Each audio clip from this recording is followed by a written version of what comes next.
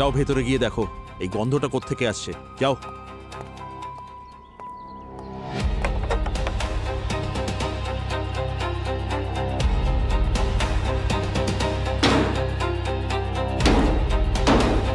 Hello,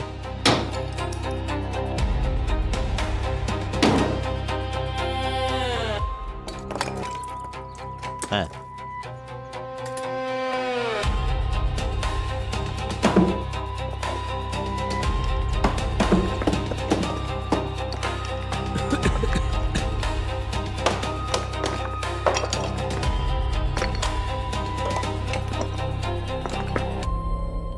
এটা কি?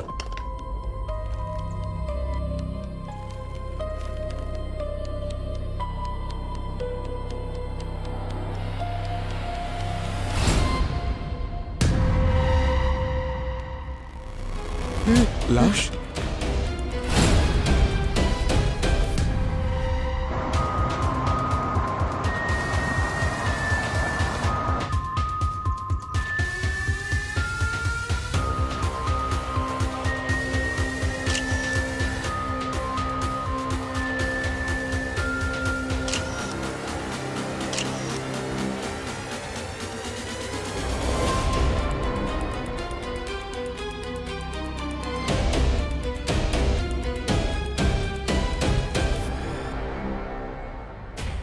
মনে হচ্ছে অনেকদিন ধরেই ঘরটা বন্ধ ছিল।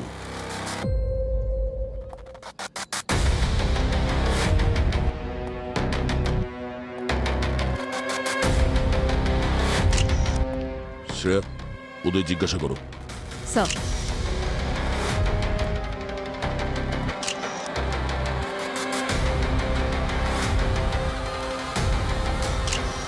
স্যার, যেভাবে বডিটা ডিকম্পোজড হয়েছে মনে হচ্ছে প্রায় 5-6 মাস হয়ে গেছে এটা পুঁতেছে। পঙ্কজ, তুমি ফরেন্সিক জন করছো নাকি? কেন স্যার? না না, তুমি অলমোস্ট ঠিক। এই লাশটা 9-10 মাস হয়ে গেছে পোঁতা হয়েছে, আর একে পোঁতার জন্য সিমেন্টের ব্যবহার করা হয়েছে। জানা আছে সিমেন্ট কেন ব্যবহার করা হয়েছিল? কারণ সিমেন্ট ডিকম্পোজিশনকে ডিলে করে। আর পেলভিক বোনের সাইজ দেখে মনে হচ্ছে কোনো মহিলার লাশ এটা। এই বাড়িটা কতদিন ধরে বন্ধ আছে? সুজাতার মৃত্যুর পর থেকে। এই মোটামুটি 9-10 মাস আগে সুজাতার কার অ্যাক্সিডেন্টে মৃত্যু হয়েছিল। তারপর থেকে সুরেশও বাড়ি ছেড়ে চলে যায়। এই বাড়িতে কি অন্য কোনো মহিলা থাকতেন? আই মিন, সুজাতা বা সুরেশের কোনো বোন বা মা, কোনো বন্ধু বা অন্য কোনো মহিলাকে গত 9 মাসে আসা যাওয়া করতে দেখেছেন? না ম্যাম, সুরেশ আর সুজাতা এই দুজনেই থাকতো বাড়িতে। সুজাতার মৃত্যু যদি কার অ্যাক্সিডেন্টে 9 মাস আগে হয়ে গিয়ে থাকে, তাহলে এই লাশটা কার? সেটাই তো আমরাও ভাবছি, লাশটা কার আর এখানে কি করে এলো। এর ছুরির ডাইরেকশনটা দেখো পঙ্কজ। আমার মনে হচ্ছে খুনি একে ডানা দিয়ে ধরেছে আর বাঁ দিয়ে ছুরি মেরেছে। স্যার, স্যার কি করছেন কি আপনি? আরে করে দেখাচ্ছি তো কেমন করে মেরেছিল। এইভাবে। তার মানে ডক্টর সালুক এখানে যাই কিছু ঘটেছে হঠাৎ ঘটেছে। খুনির কোনো প্ল্যান ছিল না এটা করার। এখানে দুজনের মধ্যে তর্কাতর্কি হয়েছে, মারামারি হয়েছে, আর একজন অন্যজনকে রেগে গিয়ে মেরে দিয়েছে। হতে পারে। অবনী, জানলা বন্ধ করো। Yes sir. আপনারা প্লিজ সরে যান, আমাদেরকে কাজ করতে দিন প্লিজ। এই বাড়িতে সুরেশ চলে যাওয়ার পর আর কেউ আসেনি? হ্যাঁ ম্যাম, কেউই আসেনি, এমনকি পরিষ্কার করার জন্যও কেউ আসেনি। ওই দেওয়ালে যে ফটোটা আছে ওটা সুজাতার নাকি? হ্যাঁ ম্যাডাম। রান্নাঘর হলো মৃত্যু ঘর। নিউ মুম্বাইয়ের সেক্টর 5 থেকে আসছে এই এক্সক্লুসিভ খবর। গোপন সূত্রে জানা গেছে যে এই ফ্ল্যাটটা সুরেশ এবং সুজাতা নামের এক দম্পতির নামে রেজিস্টার্ড, কিন্তু এই ফ্ল্যাটটা বেশ কিছু সময় ধরে ফাঁকা ছিল।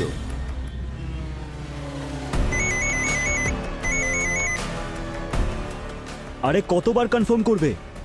বললাম না হাইড্রোজেন প্যারক্সাইড 70%। হ্যাঁ ফ্যাক্টরিতে। দেখুন আমি জানি এটা বিপজ্জনক। আপনি যদি সাপ্লাই না করতে পারেন আমি অন্য কোনো সাপ্লাই খুঁজে নেব। দেখুন, আই এম সরি, প্লিজ যত তাড়াতাড়ি সম্ভব পাঠিয়ে দিন প্লিজ। Thank you.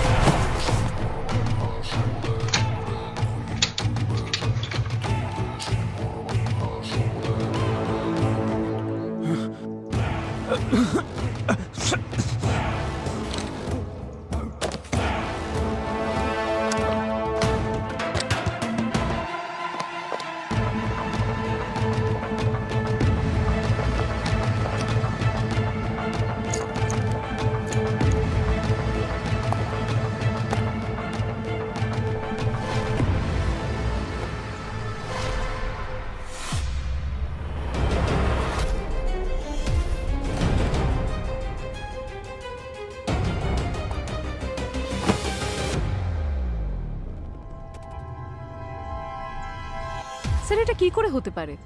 9 মাসের বন্ধ থাকা একটা বাড়িতে কেউ ঢুকলো, খুন করলো, আর কোনো আওয়াজ না করে উধাও হয়ে গেল, আর আশেপাশের লোকজন কিছু দেখতে পেল না, শুনতে পেল না।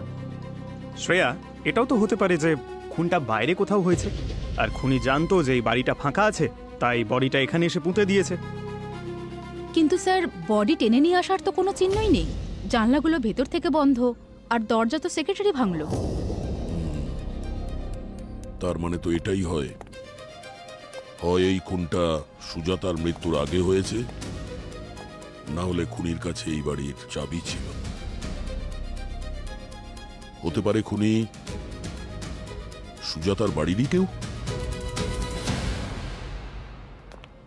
মনে হচ্ছে ফরেন্সিকের দোকান বন্ধ করে ভাঙাচোরার দোকান খুলেছে। কেন? তাহলে এগুলো কি এসব তোমারই জন্যে। রান্না করছো কিছু? হ্যাঁ, রান্না করছি তো, প্রমাণ রান্না করছি। এই যে দেখো, এই যে পাউডারটা, এর মধ্যে আমি একটু আটার গুঁড়ো পেয়েছি, একটু কোকো পাউডারের গুঁড়ো পেয়েছি, কিছুটা বাটারের ট্রেসেস পাওয়া গেছে, আর এই সিমেন্ট। ডক্টর সালুকে সিমেন্ট তো ঠিক আছে, কিন্তু বাকি জিনিসগুলো লাশের কোথায় কোথায় পাওয়া গেছে? আমি বলছি, এসো।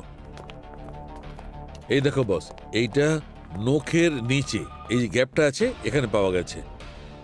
আসলে খুনি একে পোঁতার সময় সিমেন্ট ব্যবহার করেছে, আর সিমেন্ট বাকি জিনিসগুলোকে বাঁচিয়ে রেখেছে।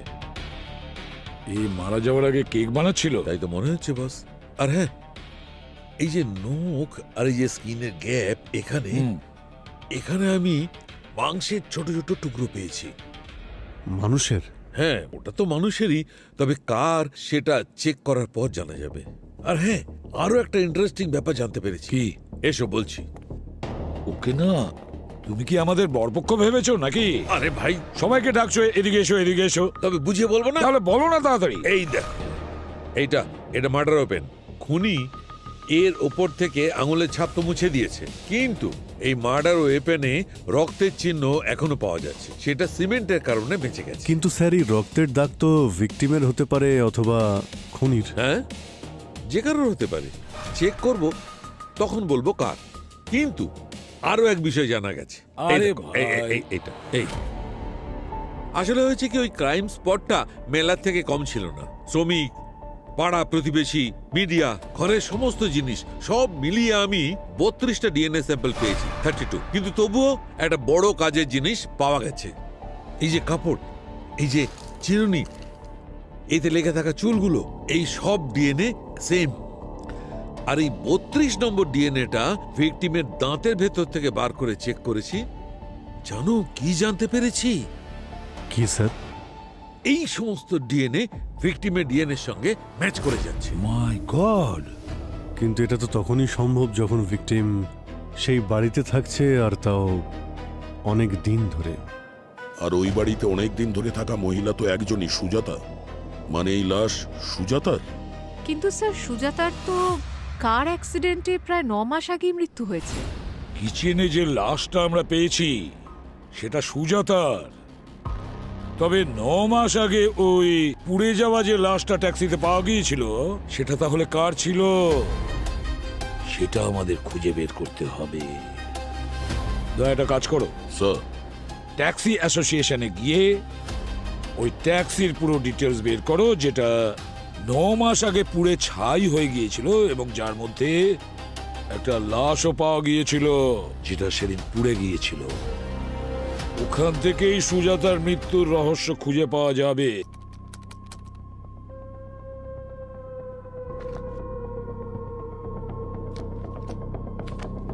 স্যার, আমি তো এটা শুনে অবাক হচ্ছি যে আপনারা আমার ফ্ল্যাটে একটা মানুষের লাশ পেয়েছেন, আর আপনারা বলছেন যে ওটা সুজাতার লাশ। হতে পারে না স্যার, কারণ 9 মাস আগে আমি সুজাতার মুখাগ্নি করেছি স্যার। আচ্ছা, একটা কথা বলুন, 9 মাস আগে যে অ্যাক্সিডেন্টটা হয়েছিল, এক্স্যাক্টলি কি হয়েছিল সেই দিন? 24 ফেব্রুয়ারি মাস ছিল স্যার। আমি 1 সপ্তাহের জন্য শহরের বাইরে বেরিয়েছিলাম কিছু কাজের কারণে, আর তখনই আমাকে পুলিশ স্টেশন থেকে ফোন করা হলো আর বলা হলো যে একটা ভয়াবহ অ্যাক্সিডেন্ট হয়েছে, আর আমার সুজাতা, ওকে আমি চিনতে পারছিলাম না স্যার। স্যার, পুলিশ বলল যে অ্যাক্সিডেন্ট একদিন আগে 23 ফেব্রুয়ারি হয়েছিল, আর তারপর আমি আর আমার জামাইবাবু বডি শনাক্তের জন্য গেছিলাম। আমরা যা দেখেছিলাম সেটা ভয়ঙ্কর ছিল। ওর মুখ জামা কাপড় এমনভাবে পুড়ে গিয়েছিল যে বিশ্বাস করা মুশকিল ছিল এটা সুজাতা। না, তারপর উনি ওনার জিনিসপত্র দেখালেন। সেখানে ওর পার্স ছিল, যেটা একসাথে কিনেছিলাম, ওর পছন্দের চেন, বাড়ির চাবি, পেন্ডেন্ট। কিন্তু সবকিছু ভেঙে চুড়ে একেবারে পুড়ে গেছিল স্যার। এই সব দেখেই চিনতে পেরেছিলাম। এটাই তো কিছুতে বুঝতে পারছি না যে সুজাতা সেদিন ট্যাক্সিতে যখন ছিলই না, তাহলে ওর পার্সটা কি করে ট্যাক্সিতে পাওয়া যায়? আর তাছাড়া ট্যাক্সিতে যে ড্রাইভার ছিল, ভেতরে যারা বসেছিল তারা পুরো ছাই হয়ে গিয়েছিল। তারপরেও, সেই ঘটনার পরেও পার্সটা অ্যাজ ইট ইজ ছিল। এটা কেন হলো বুঝতে পারছি না। আচ্ছা, সুজাতা কি রেগুলারলি ট্যাক্সিতেই আসা যাওয়া করতো? হ্যাঁ, ও নিজের বেকারের জন্য নতুন জায়গা খুঁজছিল। ইনফ্যাক্ট ডেলিভারি করার জন্য নিজেই চলে যেত কখনো কখনো, কিন্তু মোস্টলি ট্যাক্সি করে। আরে আরে কি হলো কি হলো? আপনি ওটা ঠিক দাও, আছে? জল দাও, তাড়াতাড়ি। জল দাও। জল খান। প্লিজ জলটা খেয়ে নিন। এবার আপনি ঠিক আছেন? স্যার, যবে থেকে সুজাতা মারা গেছে বাবা নিজেকে সামলাতে পারছেন না। আর এখন তো এই খবর শুনে এমন মনে হচ্ছে যে ও যেন আবার মারা গেছে। আচ্ছা সুরেশ বাবু, ওই ঘটনার পর আপনি তো বাড়ি ছেড়ে দিলেন, তাহলে ওই বাড়ির চাবিটা আর কার কার কাছে ছিল? কারোর কাছে ছিল না। অ্যাক্সিডেন্টে 2 দিন আগে সুজাতা ওই লকটা চেঞ্জ করে দিয়েছিল। আর তারপর আমিও বাইরে ছিলাম, তাই নতুন চাবি আমার কাছেও ছিল না। আর তারপর কোনো প্রয়োজনই পড়েনি। আমার একদমই সাহস হয় না এই ফ্ল্যাটে একা থাকার। আর সেজন্যই আমার বোনের বাড়িতে শিফট হয়ে গেছি।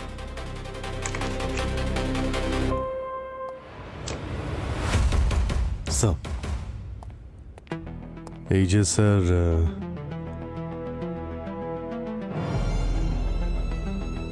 আরে বাহ মিস্টার সুরেশ, দারুণ একটা ঘড়ি পরে আছেন তো আপনি। মনে হচ্ছে আপনার দামি ঘড়ি পরার শখ রয়েছে। হ্যাঁ স্যার, ওই সুজাতার খুব শখ ছিল। ও আমাকে প্রায় ব্র্যান্ডেড ঘড়ি গিফট করত। আর দেখুন না, এখন শুধু ওর দেওয়াই একটা জিনিসই আমার কাছে রয়ে গেছে।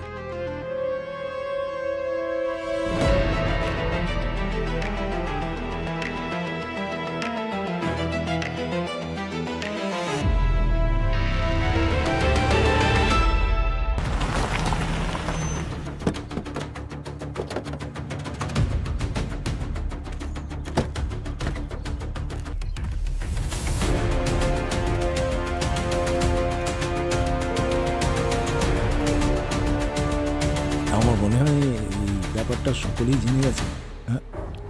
নমস্কার। নমস্কার স্যার। স্যার, আমি ভাস্কর, ট্যাক্সি ইউনিয়নের লিডার। স্যার, ফোনে আপনি যা যা বলেছিলেন সব করে দিয়েছি। স্যার, ওই ড্রাইভারের নাম লালবাবু। এই ওনার ছবি। স্যার, বললে আপনাকে পাঠিয়ে দেবো। মুখ দেখে তো চিনতেই পারছিলাম না। ওই যে বিল্লা নাম্বার আর রেজিস্ট্রেশন নাম্বার দেখে তারপরে চিনতে পারলাম। বেচারা 2 মাস আগে নিজের বউ বাচ্চাকে গ্রাম থেকে নিয়ে এসেছিল। দুজনেই গ্রামে ফিরে গেছে। আচ্ছা, ওই ট্যাক্সিটা যার নামে রেজিস্টার ছিল তাকে ডেকেছেন আপনি? হ্যাঁ নিশ্চয়ই স্যার। এই তো সুভাষ, ও ট্যাক্সিটা তো ওরই। এই ভদ্রমহিলাকে দেখেছেন? জানি না স্যার, ঠিক মনে পড়ছে না। আচ্ছা, ওই ট্যাক্সির মধ্যে একটা পার্স পাওয়া গিয়েছিল যেটা ওই অ্যাক্সিডেন্টে মারা যাওয়া মহিলার নয়। আচ্ছা, লালবাবু কি কখনো বলেছিলেন ওই পার্সের ব্যাপারে কিংবা মহিলার ব্যাপারে? হ্যাঁ হ্যাঁ স্যার, উনি বলছিলেন যে ট্যাক্সিতে বসে একজন ভদ্র মহিলা বকবক করছে। একদিন আগে ওই ট্যাক্সিতে উনি পার্সও ফেলে গেছিলেন স্যার। আর বেশি ভাড়া পাওয়ার আশায় লালবাবু ওনাকে নিজের নম্বরটাও দিয়েছিলেন। আর তারপর ওই মহিলা অনবরত ওকে ফোন করতে থাকে যে পার্সটা নিয়ে এসো, পার্সটা নিয়ে এসো। এবার আপনি বলুন স্যার, কাজবাজ ছেড়ে দিয়ে কি করে যেত? ওর গাড়িতে একজন ভাড়াও ছিল। ও বলছিল সময় পেলে ও যাবে, দিয়ে আসবে, কিন্তু উনি শুনতে রাজি ছিলেন না। ঠিক আছে, থ্যাংক ইউ। স্যার। স্যার, হয়তো এই কারণেই সুজাতার পার্স ওই ট্যাক্সিতে পাওয়া গেছিল।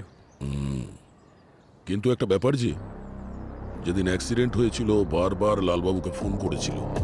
তার মানে এটাই হলো যে 23 তারিখ পর্যন্ত সুজাতা বেঁচে ছিল। কিন্তু এখন প্রশ্ন হচ্ছে যে ওই মেয়েটা কে ছিল যে অ্যাক্সিডেন্টে মারা গেছিল।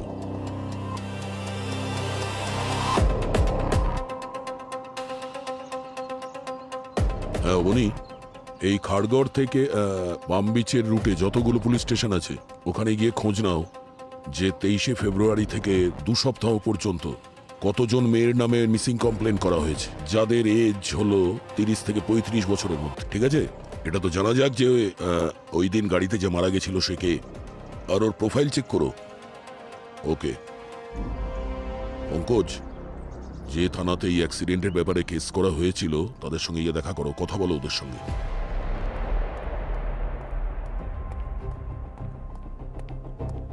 স্যার। হ্যাঁ স্যার, লোকাল পুলিশ এই ফটোগ্রাফ পাঠিয়েছে। সবটাই ছিন্ন বিচ্ছিন্ন পোড়া, কিন্তু এই দেখুন স্যার। আশ্চর্য, কেউ একবার জিজ্ঞাসাও করেনি এই সুজাতার পার্সটা ওই ট্যাক্সি ড্রাইভারের ট্যাক্সিতে গ্লোভ বক্স দিয়ে কিভাবে এলো? স্যার, হ্যাঁ স্যার এটা দেখুন। স্যার, আপনার সন্দেহটাই একদম ঠিক। আমি সুরেশের সোশ্যাল মিডিয়া একদম তন্ন তন্ন করে দেখলাম। এটা সেই ঘড়িটাই যেটা ক্রাইম সিনে আমরা ভাঙা অবস্থায় পেয়েছিলাম। খুবই এক্সপেন্সিভ আর লিমিটেড এডিশন। স্যার, আপনার কি করে সন্দেহ হলো? শ্রেয়া, দামি ঘড়ি পরা এক ধরনের নেশা, আর একবার যাকে এই নেশা ধরে নেয় সে কম দামের ঘড়ি কোনোদিনও পড়তে পারে না। স্যার, অ্যালবামে প্রত্যেকটা ছবিতে সুরেশের হাতে নতুন নতুন ঘড়ি দেখেছি, আলাদা আলাদা ঘড়ি, আর তাও ব্র্যান্ডেড। তার মানে স্যার, সুজাতা যখন মারা যায় সুরেশ তখন বাড়িতে ছিল, শহরের বাইরে ছিল না যেমনটাও বলেছিল। হ্যাঁ পঙ্কজ, কারণ ওই বাড়িটা সুজাতার নামে ছিল, আর এখন ওটা সুরেশের নামে ট্রান্সফার হয়েছে। সুজাতার নামে একটা খুব বড় ইন্স্যুরেন্স পলিসি আছে, আর এই সুরেশের বিজনেস ডুবে যাচ্ছে স্যার। তাহলে সুরেশের কাছে নিজের স্ত্রীকে মারার উদ্দেশ্য তো আছেই স্যার।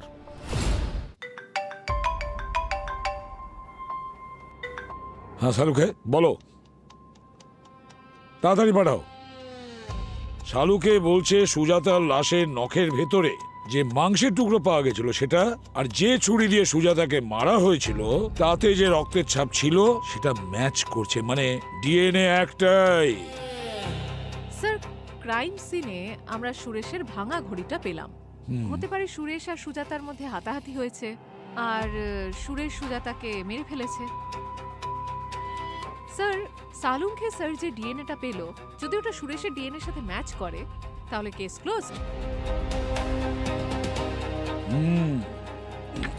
তবে সুরেশ যার শেষকৃত্য করেছে সেটা কার করেছে? স্যার, আমার বিশ্বাস হচ্ছে না যে আপনারা আমার উপর সন্দেহ করছেন। আমার সুজাতাকে আমি কিভাবে? আর স্যার, এই ঘড়ি আমি জানি না আমার এই ভাঙা ঘড়িটা আপনারা আমার ঘরে কোত্থেকে পেলেন। এটা কত বছরই হারিয়ে গেছিল। হারিয়ে গিয়েছিল? আচ্ছা, প্রায় এরকম দামি ঘড়ি হারিয়ে গেলে লোকে থানায় অভিযোগ করে। আপনি করিয়েছিলেন? স্যার, পুলিশের রিপোর্ট লিখিয়েছিলাম আমি, কিন্তু কোনো লাভ হয়নি। স্যার, আপনারা চাইলে আমি কপি দিতে পারি। সুরেশ, সোজা কথায় আসি, হয় তুই আমাদের কাছে কিছু লুকোচ্ছিস, না হলে কেউ তোকে তোর স্ত্রীকে খুন করার দায়ে ফাঁসানোর চেষ্টা করছে।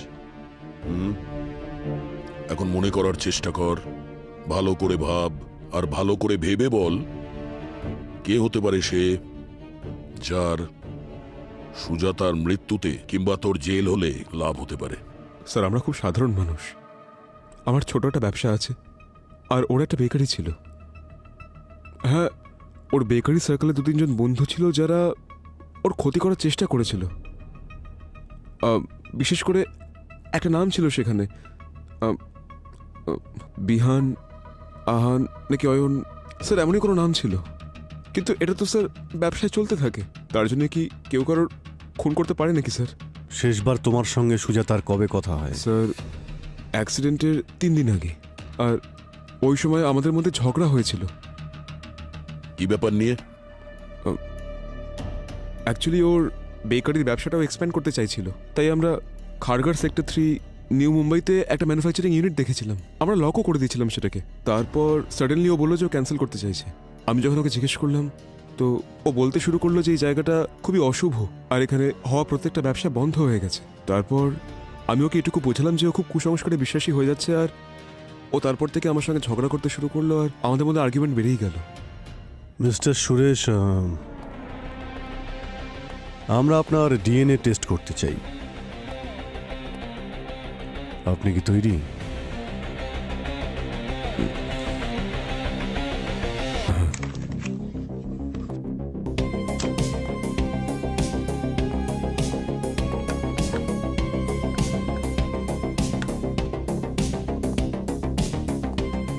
একটু পিছিয়ে যান প্লিজ।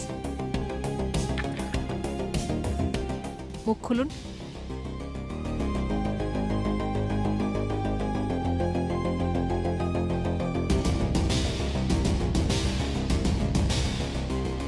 যতক্ষণ না এই কেসটা সলভ হবে শহর ছেড়ে তুমি কোথাও যাবে না।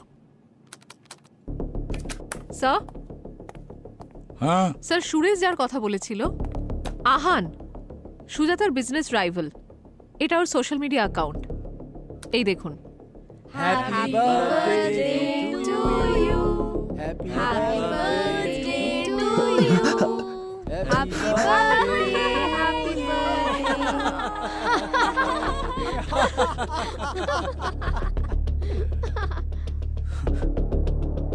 Happy birthday loser. আমি ভালো করে জানি এটা তোরই কাজকর্ম। আমি তোকে শেষ করে ফেলবো। তুই দেখ, আই সোয়ার, তুই দেখ আমি তোর কি অবস্থা করি। এতে এটা কোথায় প্রমাণ হয় যে এই কেকটা সুজাতাই পাঠিয়েছিল?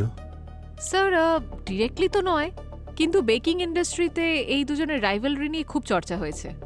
আমি কয়েকজনের সাথে কথা বললাম, তো আহান নিজের পেজে সুজাতার ব্র্যান্ড নিয়ে যা নয় তাই বলেছে।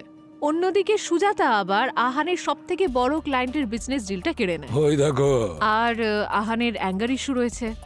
একবার ওর অ্যাসিস্ট্যান্ট ক্রিমটা বড্ড মিষ্টি করে দিয়েছিল, তো রেগে গিয়ে আহান তার নাক ফাটিয়ে দেয়। স্যার, আরও একটা ব্যাপার, আহানের বার্থ ডেট ফেব্রুয়ারি 22। তার মানে সেই দিন যেদিন সুজাতা নিজের পার্স ভুলে গেছিল ট্যাক্সিতে, অ্যাক্সিডেন্টের একদিন আগে। একজন লোক যে নিজের রাগকে কন্ট্রোল করতে পারে না, সে তো প্রতিশোধ নেওয়ার জন্য যা খুশি তাই করতে পারে।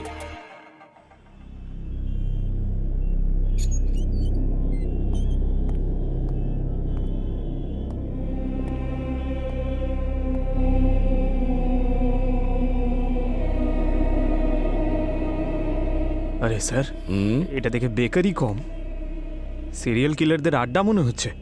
সিরিয়াল কিলার না স্যার, শয়তানের আড্ডা। আমাদের Halloween special cake sir, customise. বলুন আপনারা কি নেবেন? আমাদের কেক নয়, স্টেটমেন্ট চাই। আমরা সিআইডি থেকে এসেছি। তার মানে এটা নয় যে আমরা কেক খাই না, বুঝেছো?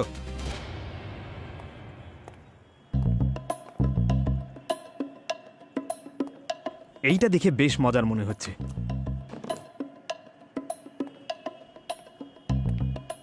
এই নাও, আগে তুমি একটু খাও। এই নাও, খাও খাও খাও খাও। এইটা আমি খাবো। সরি স্যার, আমি একটু ডায়েট করছি। এ নাও, তুমি খাও। নাও,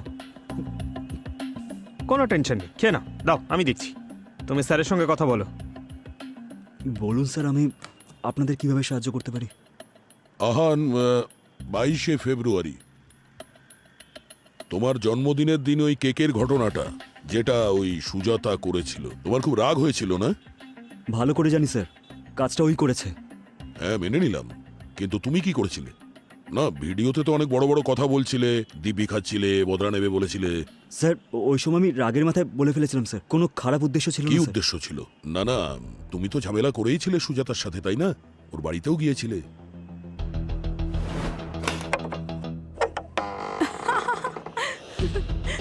আমি জানি ওই কেকটা তুই পাঠিয়েছিলিস। তুই এতটা নিচে নামতে পারিস আমি কখনো ভাবতেই পারিনি। বোর করিস না। শোন, নতুন একটা কেক ট্রাই করেছি, টেস্ট করবি?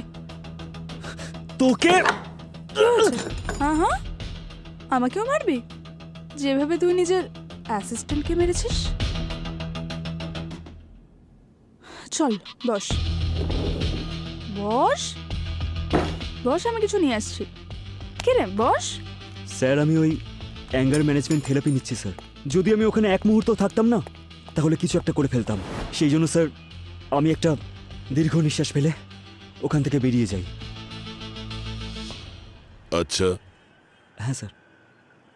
ঠিক আছে, তোমার উপর আমাদের নজর থাকবে।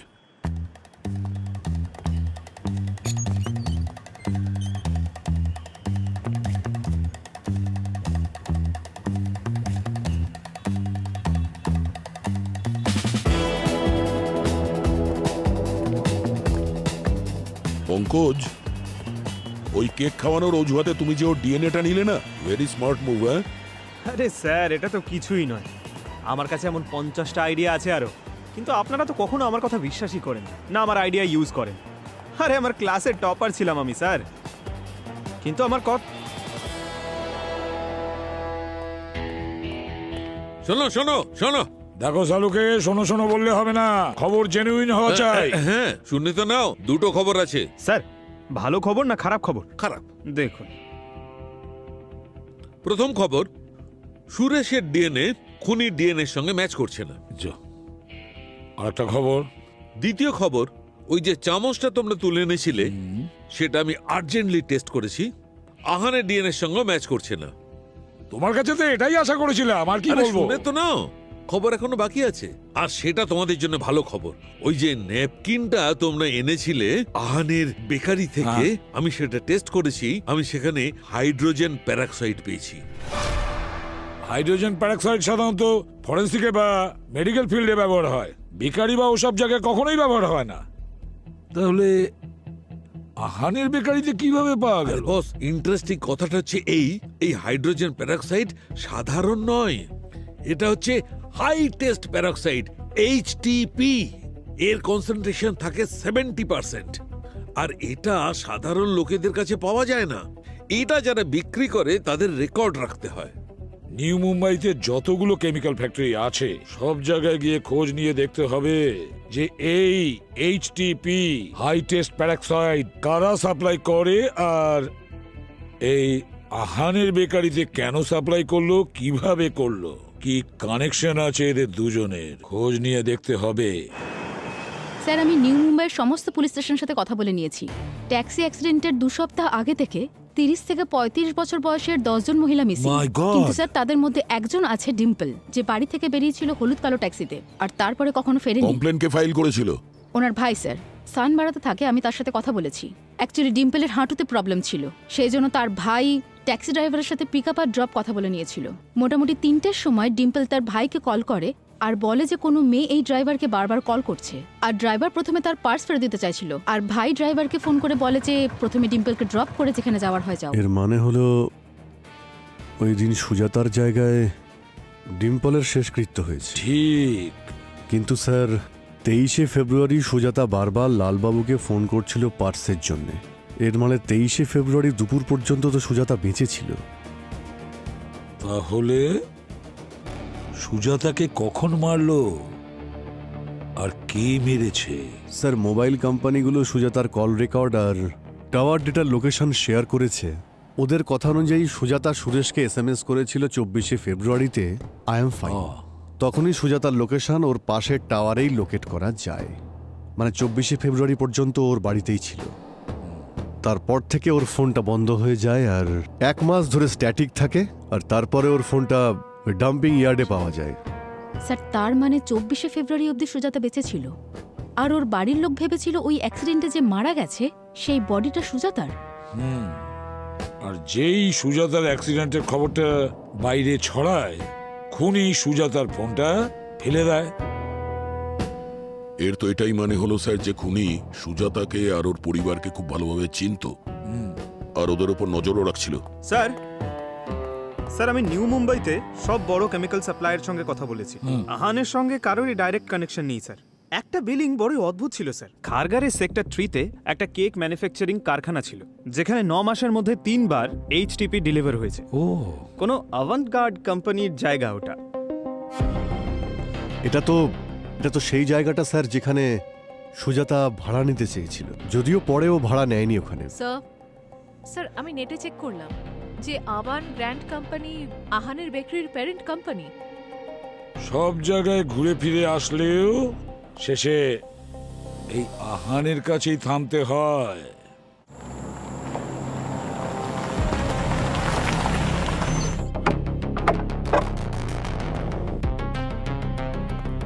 স্যার এই জায়গাটা তো অনেক মাস মনে হচ্ছে বন্ধই পড়ে আছে।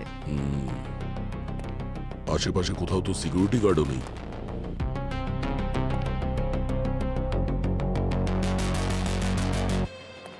স্যার যদি এই জায়গাটা পরিষ্কার করার জন্য আহান এইচটিপি ইউজ করে থাকে তাহলে ভুল কি করেছে? শ্রেয়া, প্রশ্নটা ভুল। প্রশ্নটা এটা হওয়া উচিত যে এখানে যদি কেক তৈরি হতো, সেরকম তো কিছু দেখা যাচ্ছে না এখানে। তাহলে এখানে হচ্ছিলটা কি?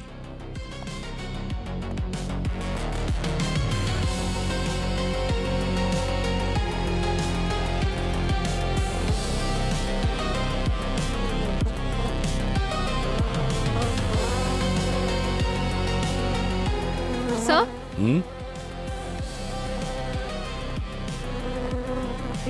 স্যার এখানে দেখুন কত মাছি ঘুরছে।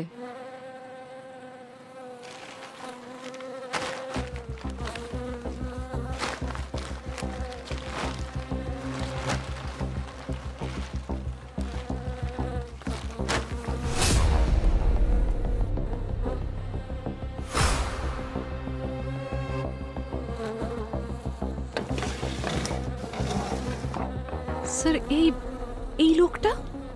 এটা তো লালবাবু, ওই ট্যাক্সি ড্রাইভার যার মৃত্যু 9 মাস আগে ওই ট্যাক্সিতে পুড়ে গিয়ে হয়েছিল।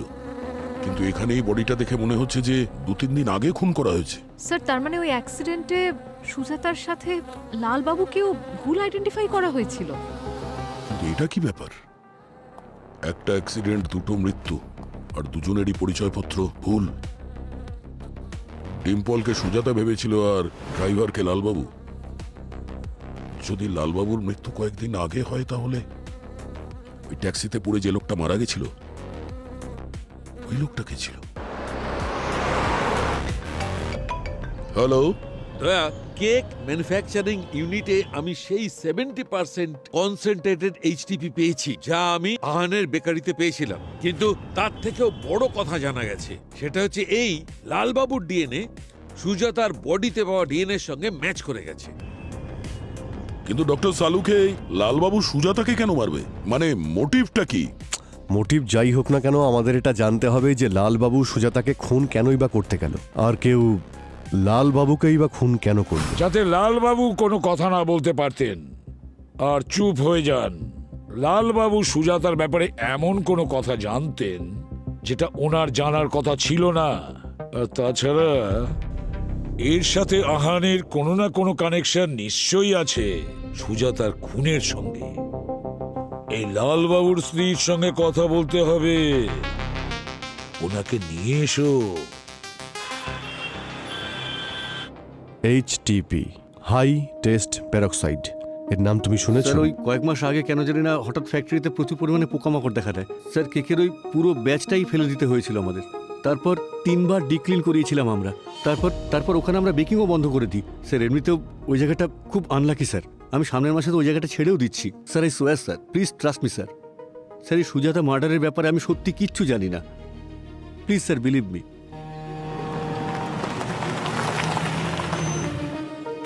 এই লালবাবু কোথায় থাকেন? লালবাবু এখানেই থাকেন। এখানে? হ্যাঁ। ঠিক আছে। কেউ আছেন? লালবাবু?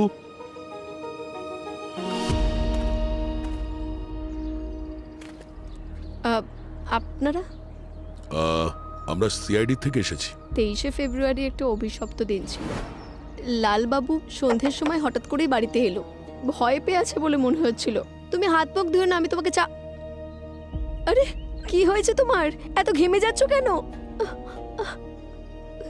তোমাকে দেখে এত চিন্তিত লাগছে কেন? কি হলো বলো। রত্না, আমি আমি তখনও ঘরের ভেতরে ঢুকিনি, কিন্তু ভেতর থেকে আমি চিৎকারের শব্দ শুনতে পেলাম। আমি দেখলাম যে ওখানে একজন মহিলা পড়ে আছে। ওনাকে ওনাকে কেউ ছুরি। ম্যাডাম ম্যাডাম কি হলো? আমি যখনই ছুরিটা ধরতে গেলাম একজন লোক আমার ছবি তুলে নিল আর আমাকে বলল যে যদি আমি ওকে কোনো রকম হেল্প না করি তাহলে ও ছবিটা পুলিশকে দেখিয়ে দেবে, আমাকে ধরিয়ে দেবে। আমি আমি খুব ভয় পেয়ে গেছিলাম, খুব ভয় পেয়ে গেছিলাম আমি রত্না। আমি আর উনি একসাথে মিলে ওই মহিলার বডিটাকে ওই বাড়িতেই পুঁতে দিলাম। কি বলছো বুঝতে পারছি না। আচ্ছা আবার পুলিশ ফোন করেনি তো? না না,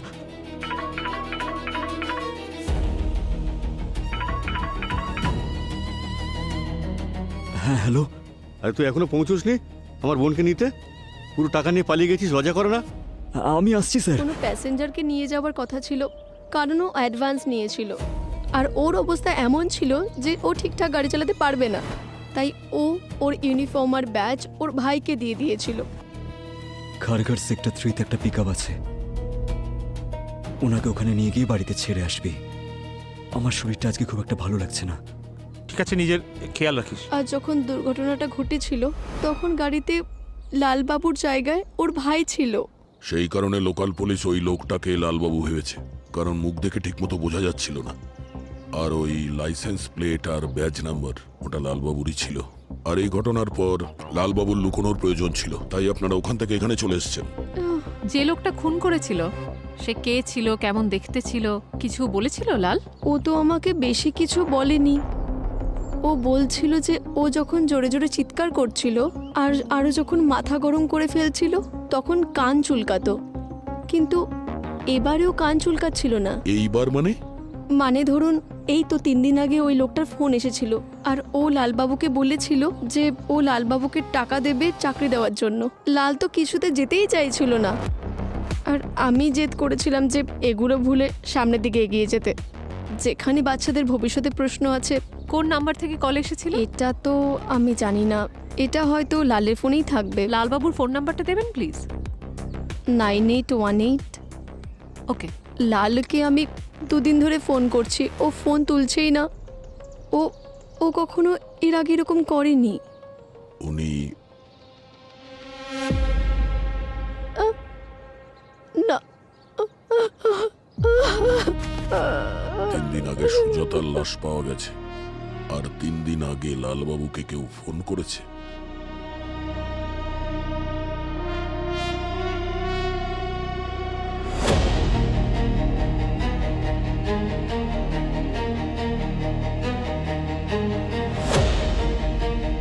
থ্যাংক ইউ আপনাদের সবাইকে, আপনারা সবাই এখানে এসেছেন।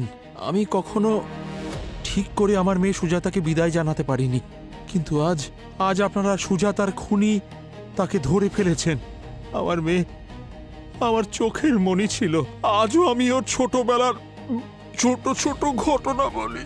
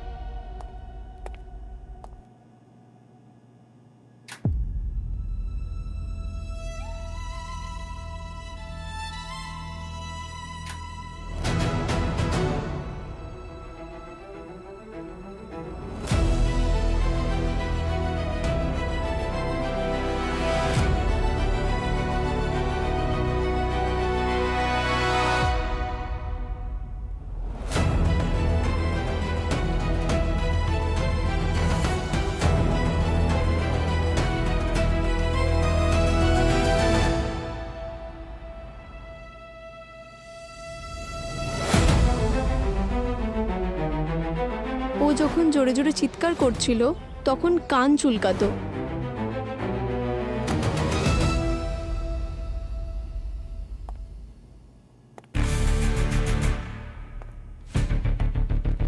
জামাইবাবু,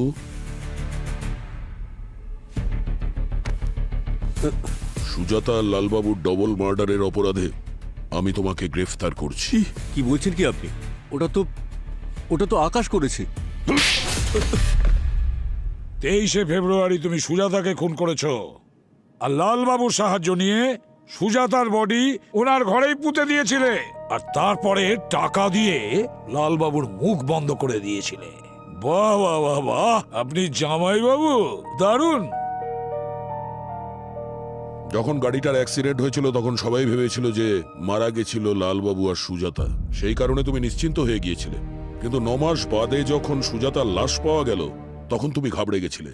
তুমি লালবাবুকে ফোন করেছিলে সুজাতার বাবার ল্যান্ডলাইন ফোন থেকে, আর আকাশের বন্ধ কারখানায় দেখা করতে বলেছিলে, আর ওখানেই তুমি ওকে মেরে পুঁতে দিয়েছিলে যাতে সন্দেহর তীর চতুর্দিকে ঘুরতে থাকে আর তোমার কাছে না পৌঁছয়। কিন্তু লালবাবুর স্ত্রী খুনের ব্যাপারে আমাদের একটা বিশেষ কথা বলেছিলেন। তারপর আমরা সুজাতার বাবার সাহায্য নিই আর পুরো নাটকটা সাজাই যাতে তুমি টেনশনে আসো আর তোমার ট্রেডমার্ক কান চুলকোতে থাকো। আরে এখনো তুমি চুলকোচ্ছো কেন কেন করলি তুই এরকম? বল। তোর জন্য সুরেশ নতুন গাড়ি কিনলো, সুরেশের প্রমোশন হয়ে গেল, সুরেশ নিজের স্ত্রীকে নিয়ে ফরেনে ঘুরে বেড়াচ্ছে। সুরেশ সুরেশ সুরেশ, আমার নিজের স্ত্রী সবসময় সুরেশের কথা বলতো, আমার কথা নয়। তারপর আমি ঠিক করলাম যে সুরেশের কাছে যা যা আছে সেই সব আমি ধীরে ধীরে ছিনিয়ে নেব। তারপর আমি তো জিনিসপত্র চুরি করতে লাগলাম, কাফলিং, ঘড়ি। ভেবেছিলাম একদিন তোর বউও চুরি করব। সেদিন আমি একটু বেশি ড্রিঙ্ক করে ফেলেছিলাম। আমি জানতাম যে সুজাতা বাড়িতে একাই রয়েছে, তাই আমি চলে যাই। আর ও দেখে ফেলে যে আমি তোর ঘড়ি পরে আছি, আমাকে চোর বলে ডাকলো, খুব খারাপ কথা বললো। আমার এত রাগ হলো যে আমি ছুরিটা তুলে নিয়ে কখন যে ওকে খুন করে ফেললাম আমি নিজেই বুঝতে পারলাম না। ম্যাডাম,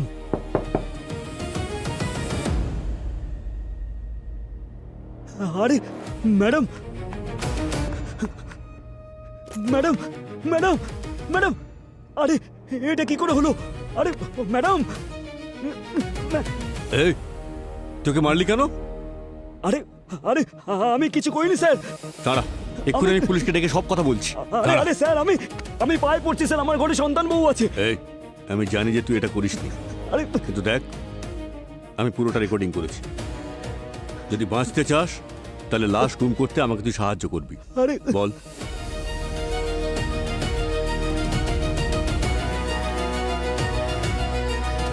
এটা তোর জন্য, আর এটা সুজাতার ব্যাগ, এটাকেও গুম করে দে। আর শোন, একদম চালাকি করবি না, ভিডিওটা আমার কাছেই আছে, মনে থাকে জানা। হ্যাঁ স্যার। এবার যা।